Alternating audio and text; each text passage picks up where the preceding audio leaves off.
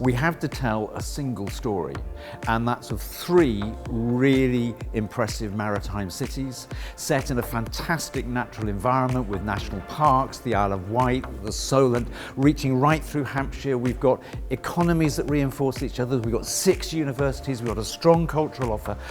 That story told as a single story about the Central South is so much more powerful than each part of it trying to tell their own separate story.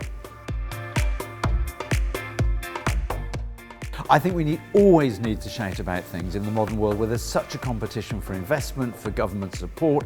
It's very easy to get neglected if you don't go out there and shout about your successes and, crucially, about your ambitions for the future.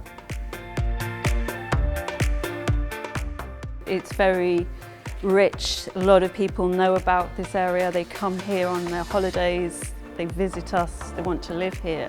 But yet it's very hard, or we haven't managed probably to project or articulate that in a coherent way. I'm actually from this area originally myself, so I'm sort of thinking, what is it about my culture as someone from here, if you want to put it that way, that prevents that? Is it that we don't shout loudly? Maybe we haven't had to as much as some other areas, but there's no doubt that given the challenges of our time and what we want to achieve, we now need to step forward and really articulate that a lot better. Central South is a fantastic region. It's got 3 major cities, it's got the Isle of Wight, it's got National Park, it's got ports, it's got technology. It's a very diverse area. We're going from Bournemouth right the way across to Portsmouth. So the strength of the Central South is the diversity, the richness, but that also makes it more difficult to offer a coherent single message.